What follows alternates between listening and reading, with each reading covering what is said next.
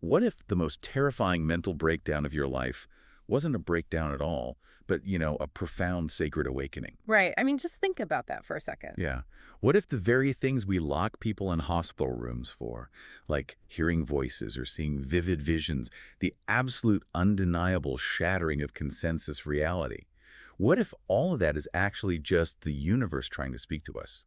It is a question that, frankly, completely upends our modern understanding of sanity. Oh, totally. We are just so conditioned by modern medicine to fear the unknown, to immediately, pathologize and medicate the unexplainable, that we might actually be suppressing the natural evolution of human consciousness. That is just wow. And if Yeah. you are listening to this right now, I really want you to put aside everything you think you know about mental illness, about spirituality, and honestly, about the limits of the human mind. Because today's deep dive is going to challenge all of that. It's exactly. Welcome to the show. As always, I am your host, and I am joined by our incredible resident expert. And today, we are unpacking the Memoir and Awakening Journey by Sabrina D. Edwards, alongside some incredibly illuminating cross-cultural research on spiritual crises. I am so thrilled to be here for this one because this topic is just vital. We are going to explore that razor-thin, often invisible line between madness and mysticism. Such a blurry line, right? Oh, absolutely. We are going to track how a profound mystical evolution collides head-on with a Western medical system that basically just wants to sedate it. Yeah. And we are going to look at how ancient Eastern frameworks might actually provide, well, the only map that makes sense of the chaos. That map is so crucial because when someone's reality begins to fracture, the context we place them in really dictates whether they emerge as a visionary or, sadly, whether they spend their life heavily medicated in a locked ward. Yeah, and today we are looking at a woman who lived through both extremes. Okay, so let's unpack this. Because before we can understand how the medical system failed Sabrina so completely, we first have to understand the intense, pressure cooker she was living in. Right. The environment matters so much here. It really does. So we have to rewind to 2007. Sabrina is a mother of two. She is working as a quality assurance analyst, but her company has moved to a piece rate system. Which is incredibly stressful. Oh, yeah. For those who don't know, a piece rate system means she isn't getting a stable hourly wage. She is getting paid per unit of work completed. So she's constantly racing against the clock. Exactly. Yeah. It essentially means she is surviving on about $5 an hour. She's a mother trying to keep her children fed on a poverty wage, operating on maybe 3 hours of sleep at night. That level of sleep deprivation alone is just staggering. And on top of that, she was raised in a very strict Christian environment that left her with this deeply ingrained, really paralyzing fear of death and hell. So she's completely exhausted, she's broke, and she is spiritually starved. Which, ironically, is precisely the environment where structural shifts in consciousness tend to occur. Wait. Yeah, absolutely. If you look at the cross-cultural research on spiritual awakenings, whether it is indigenous shamanic initiation rites or the dark night of the soul in Christian mysticism, these profound shifts almost never happen when you are perfectly comfortable, sipping a margarita on a beach. Right, of course not. They happen in the crucible. They happen when the ego, which is the psychological construct that manages your daily survival, pays your bills, filters reality, when that ego is stretched to its absolute breaking point. So you're saying the exhaustion is actually like a prerequisite? In many ways, yes. Mm. The physical and emotional exhaustion begins to dismantle the brain's rigid filtering mechanisms. When the ego is too tired to maintain the illusion of a separate, contained self, the doors of perception crack open. Wow. Yeah, the boundary between the internal mind and the external environment just begins to thin. And the cracks definitely start showing for Sabrina. It starts small, through synchronicities. She starts seeing 11.11 everywhere. Which is such a common starting point for so many people. Yeah, it's on clocks, it's on grocery store receipts, license plates. It becomes so frequent that it actually prompts her to start researching angel numbers and the concept of interconnectedness. She's trying to make sense of the data. Right. But the real terrifying shift, like the moment the veil actually drops, happens when she is sitting completely alone in her apartment late at night watching the movie Deja Vu. This is where the narrative shifts from mere coincidence into something that, frankly, challenges the very laws of physics. It's wild. She is sitting there watching this Denzel Washington movie, and suddenly, pasted perfectly clearly on a brick wall within the world of the movie, are the words, "There is a goddess among us, and her name is Sabrina." Just right there on the screen. Right there. She literally freezes. She grabs the remote, rewinds the DVD, and plays the exact same scene again. And the words are gone. The wall is blank. Let's break down what is neurologically and, spiritually happening here. Please do, because it sounds crazy. Well, from a purely materialist perspective, her tired brain just overlaid a hallucination onto the screen. Simple as that. Right, just a glitch. Exactly. But from the esoteric perspective, which is the framework Sabrina is thrust into, she is experiencing a timeline intersection. A timeline intersection. Yeah, she is no longer just observing a static, dead universe. The environment has become a living, interactive dialogue. Her consciousness temporarily tuned into a frequency where the external environment was manipulated to deliver a hyper-personalized message. And it doesn't stop with the movie. I mean, it escalates dramatically from there. She's in her quiet home office after work, and an external voice speaks. And this is a crucial distinction to make. Yes, I want to be very clear for you listening. This isn't an internal thought. Yeah. This is an external auditory phenomenon happening in the air of the room. The voice says, I am a Deva Sundeva. I have come to warn you. Beings are crossing over. You will survive this and be okay. And she didn't even know what the word Deva meant at the time, right? No, she had to look it up. Which is incredible. The term Deva in Eastern traditions, particularly Hinduism and Buddhism, refers to a celestial being, a deity, or a spirit of nature. It translates roughly to the Shining One. The Shining One, wow. Yeah. And the fact that an exhausted mother in Philadelphia who grew up in a strict Christian household is suddenly being addressed by a Deva is incredibly significant. Because it's outside her wheelhouse. Exactly. It points to information being accessed outside of her own cultural conditioning. Which leads right into what happens next, because things get very physical. Her right hand starts to physically vibrate and buzz uncontrollably, and she begins automatic writing. Another huge leap. Right, but she isn't just writing frantic diary entries or scribbling nonsense. She is channeling high-level poetry and complex math equations. That's the part that really stands out. We're talking about a woman who openly admits she struggled with basic mathematics her entire life, suddenly writing down equations she cannot consciously understand. This phenomenon requires us to define a crucial concept here: claircognizance, or clear knowing. Clear knowing. Yes, it is the sudden, inexplicable downloading of complex information that you did not acquire through normal sequential learning. So just boom, it's there. Boom. Think of the human brain not as a generator of consciousness, but as a biological receiver. Like a synthesizer that suddenly had its frequency dial snapped off, pulling in overlapping AM, FM, and shortwave signals simultaneously. Oh, I like that analogy. Yeah, so when Sabrina suddenly channels complex mathematics, her receiver has just been tuned into a completely new, much broader bandwidth of cosmic data. Okay, I have to play devil's advocate here because I know you listening might be thinking the exact same thing. Bring it on. If I sleep 3 hours a night for a year, stress about feeding my kids on $5 an hour, and stare at a TV screen, I'm probably going to start seeing words on the wall too. Couldn't the text on the movie screen, the voice in the room, and even the automatic writing just be the result of a severely exhausted, stressed-out brain hallucinating to cope with grueling poverty? Maybe the math equations were just gibberish that looked complex, or I don't know, memories from a high school chalkboard bubbling up. That is exactly the pushback you would get from any Western psychiatrist. Right. The immediate, resounding answer from the Western medical establishment is, yes, this is sleep deprivation psychosis. It is a hallucination. And they would immediately prescribe sedatives. Just shut it down. Shut it down. But if we expand our diagnostic map to include the Eastern paradigm, we get a profoundly different diagnosis. In shamanic lineages, in Taoism, in esoteric traditions, these exact symptoms, hearing deities, experiencing sudden downloads of sacred geometry or advanced mathematics, the thinning of the veil between worlds. These are the classic textbook onset of a sacred initiation. So they wouldn't see it as a disease at all? Not at all. In those cultures, this doesn't mean your brain is broken. It means the universe has selected you for a structural upgrade. The exhaustion didn't cause a malfunction. The exhaustion disabled the ego's firewall so the new software could be downloaded. That reframing is just beautiful. Yeah. But, the tragedy of this story is her geographical and temporal location. Yes, the context. She wasn't in an ashram in India or an indigenous village surrounded by elders who understood this map. She was in a digital desert in 2007 Philadelphia. She is actively looking for a spiritual guru, but, smartphones barely exist yet. Right, you can't just Google what to do when a sun diva talks to you back then. Exactly. She doesn't have an elder to turn to. She only has her own isolation.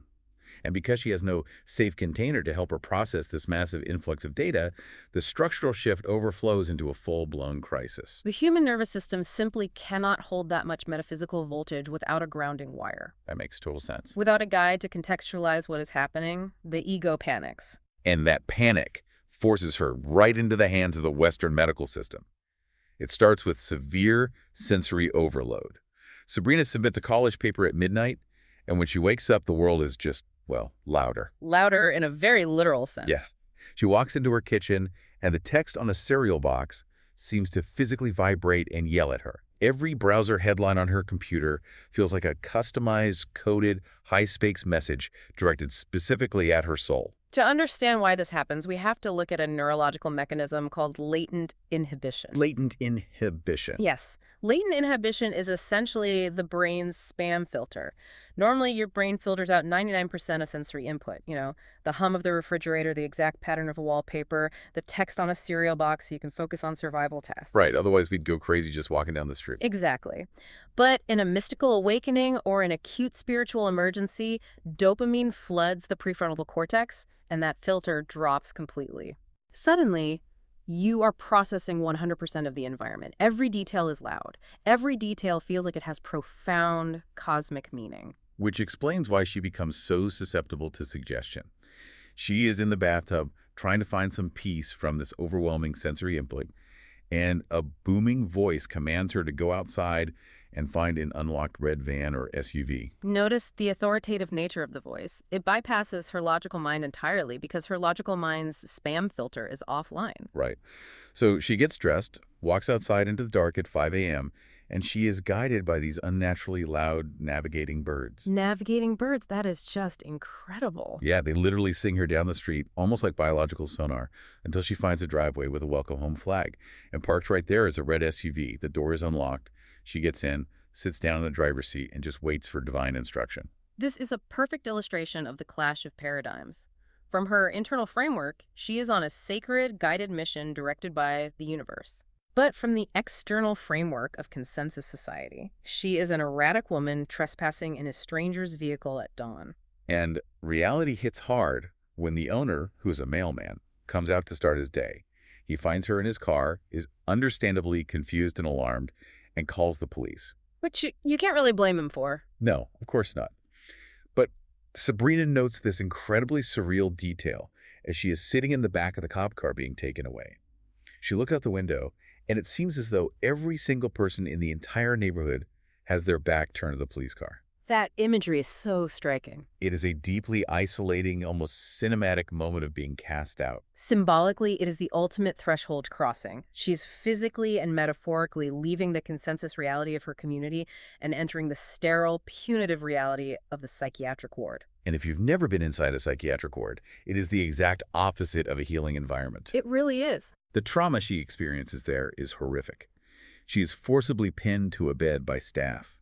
The words on the hospital walls begin to vibrate violently, screaming hidden codes at her. And then, as the nurses try to administer routine procedures, their faces literally morph before her eyes into evil, slanted, demonic features. Oh my God. She compares it to the movie The Devil's Advocate. She is terrified, trapped, and physically restrained by people she perceives as literal demons. This is where we must actively critique modern Western healthcare.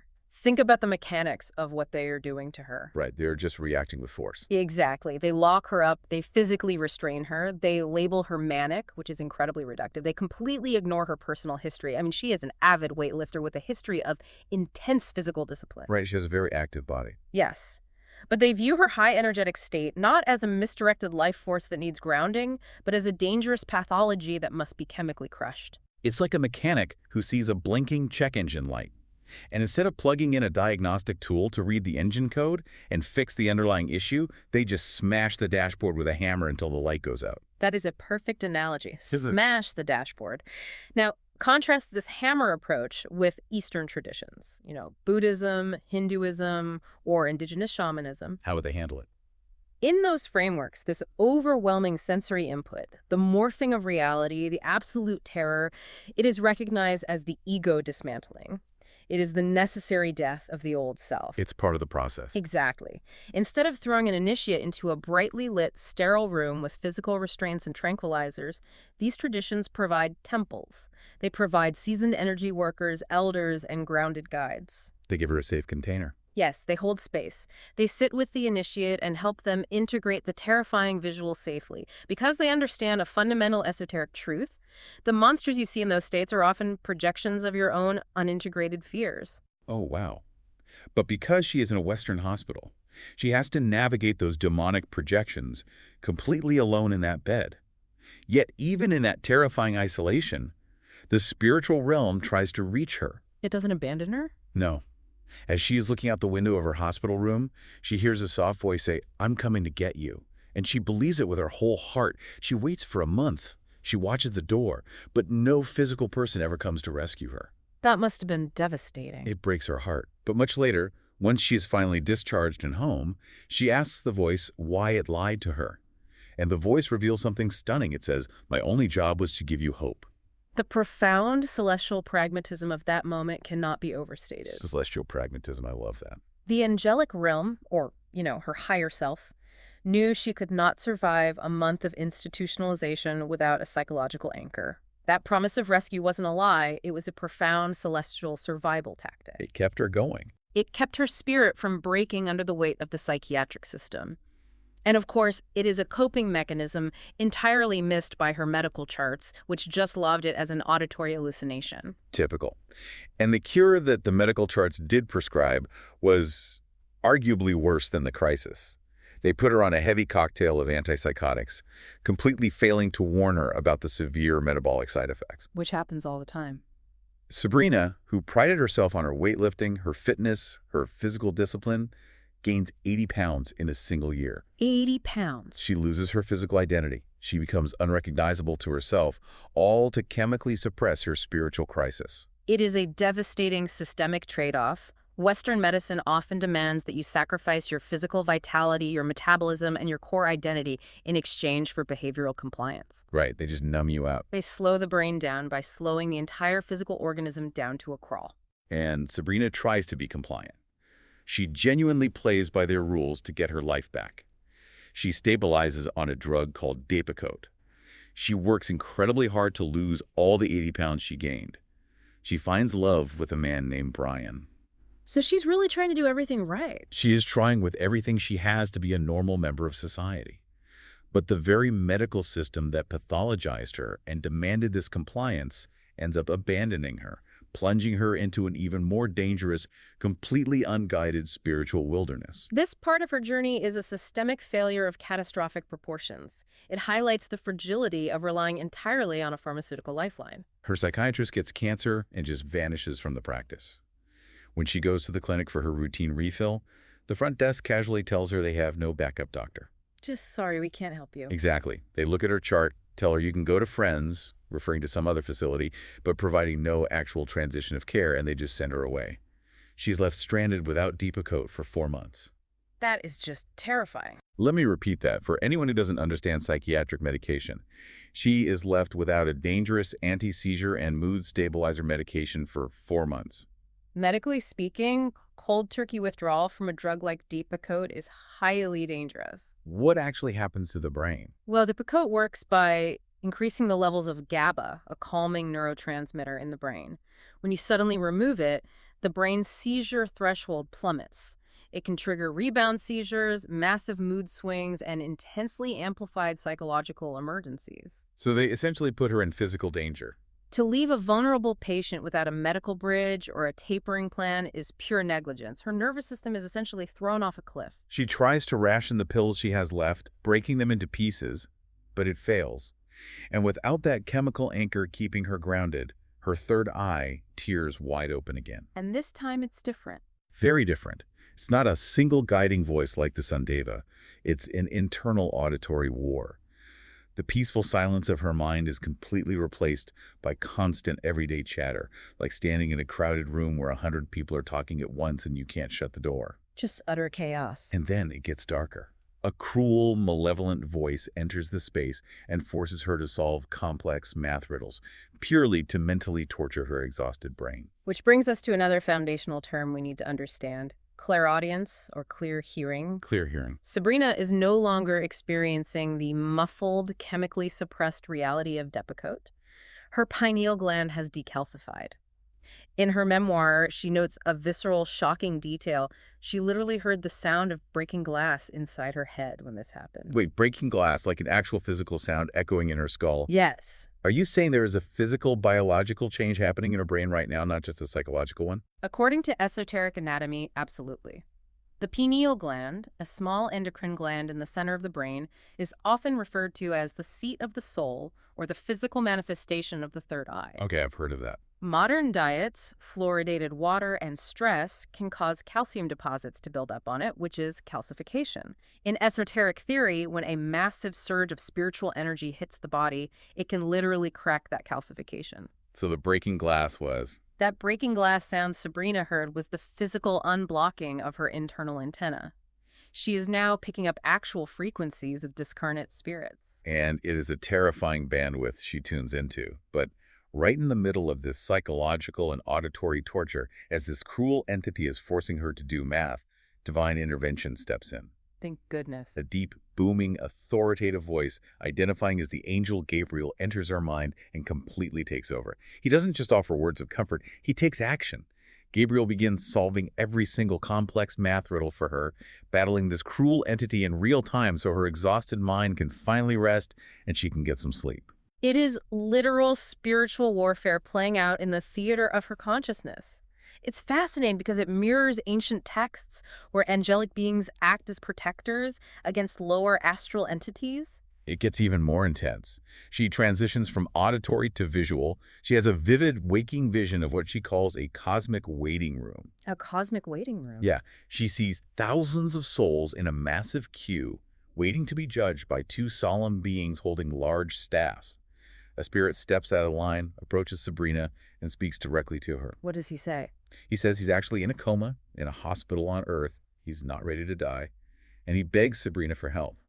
And she watches as the two beings with staffs review his specific case, nod, and send him back down to his physical body. She is witnessing the grand machinery of the afterlife. This is a proxy near-death experience. Yeah, she isn't even dying, but she's seeing it. She is seeing the literal weighing of souls, a concept found in the Egyptian Book of the Dead, in Tibetan Buddhism, and in early Christian mysticism. And the contrast between that high celestial vision and her physical reality is just jarring. When she steps outside her apartment, the veil between worlds is completely gone. In her mundane hallway, invisible ghosts begin screaming horrific racial slurs at her, specifically calling her an N-word butt, followed immediately by a chorus of car alarms going off in the parking lot the exact moment she steps outside. That is just terrifying. She is picking up the frequencies of malevolent, earthbound spirits. But I have to ask, why racial slurs? Why would ghosts be racist? It's a great question, and it comes down to the mechanics of frequency. In esoteric frameworks, the lower astral plane, which is the realm closest to the physical Earth, is populated by earthbound entities that vibrate at very low, dense frequencies. So they're low vibration. Yes. These entities feed on low-frequency human emotions, fear, anger, degradation, hatred. By screaming racial slurs at her, they are attempting to trigger a massive spike of fear and trauma in Sabrina, which they can then feed on. Wow. If you're listening to this and you've ever had a panic attack, you know that terrifying feeling of reality closing in on you. Now multiply that by 1,000, add invisible entities screaming slurs at you, and realize that your doctor just up and banded you. It's a nightmare. Why is Western medicine so quick to just throw Depakote at someone experiencing this and then so casually abandon them? Because modern materialism demands a predictable, dead universe. A dead universe. The entire medical establishment is built on the premise that humans are nothing more than biological machines governed entirely by brain chemistry. Acknowledging that Sabrina is actually hearing interdimensional warfare, or seeing the architecture of the afterlife, or being targeted by racist ghosts, completely breaks the materialist worldview. They can't handle it. It suggests that consciousness exists outside the brain.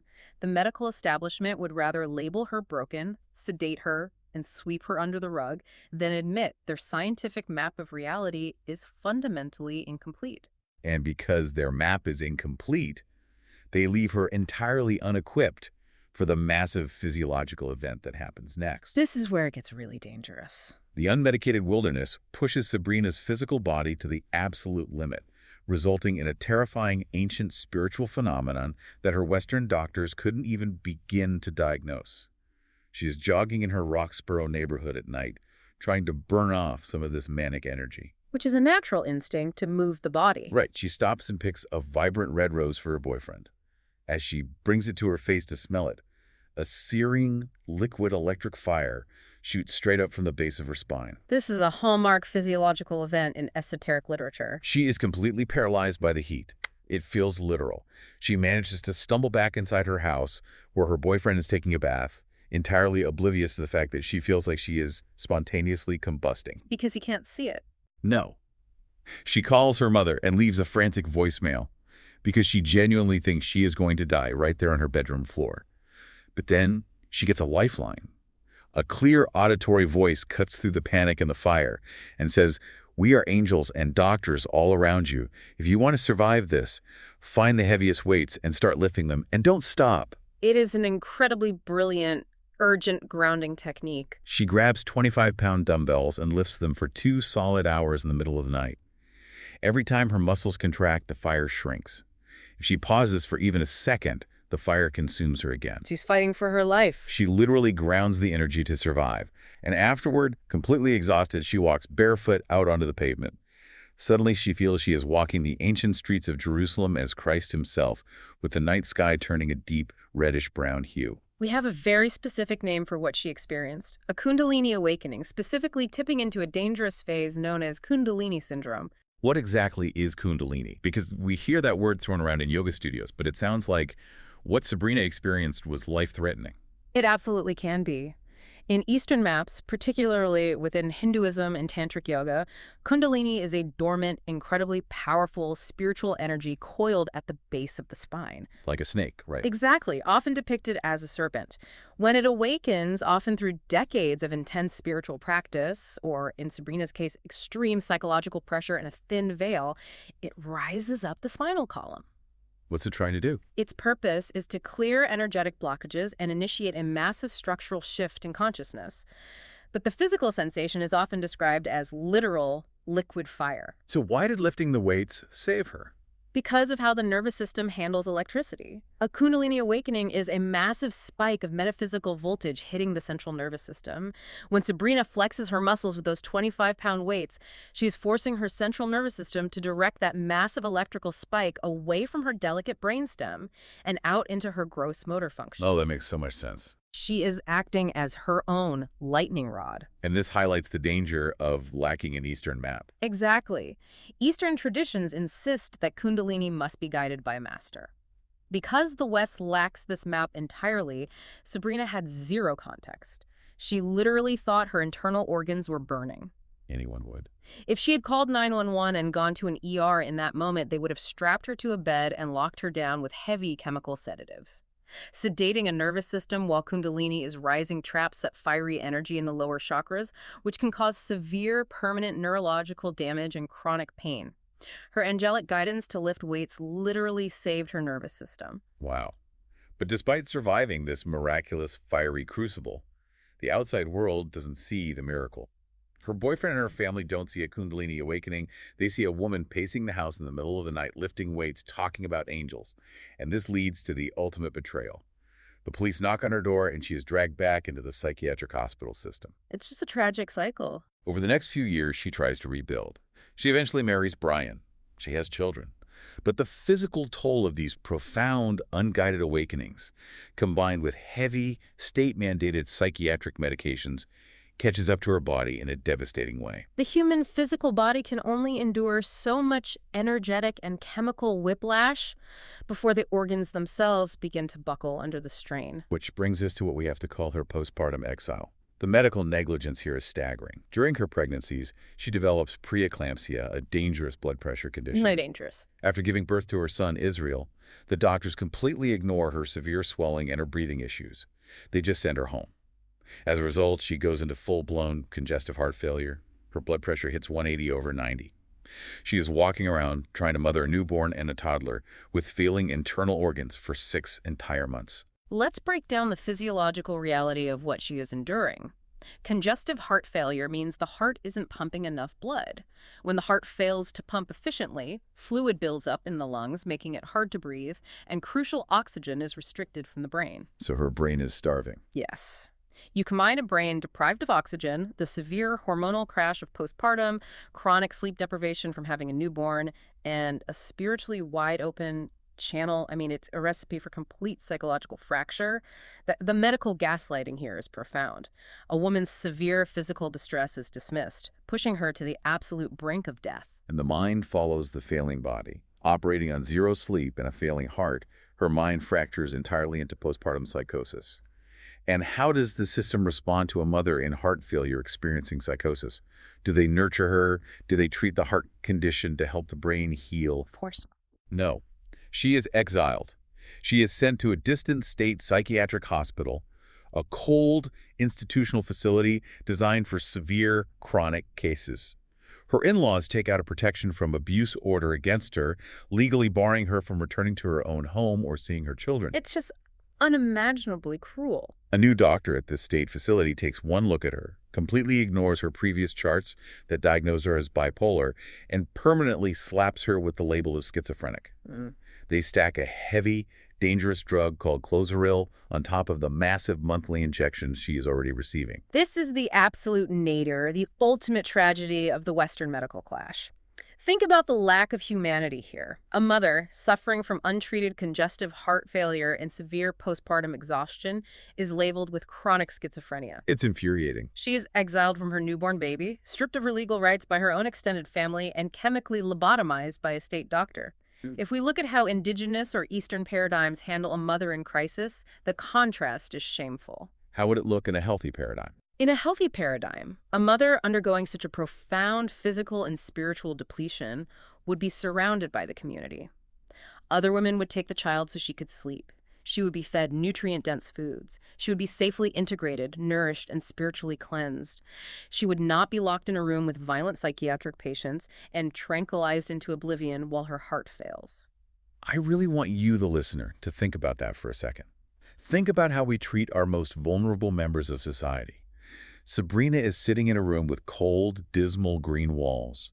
She can probably smell the institutional bleach. She is separated from her newborn baby, and in that bleak room, she makes a desperate vow. A vow of survival, really. Yes, she vows to abandon the spiritual world entirely. She throws away her crystals, she closes down the holistic life coaching business she had built, and she literally begs God for a normal, gray, heavily medicated life. She had to surrender her profound spiritual sight just to be allowed back into society as a mother. It is a forced spiritual amputation.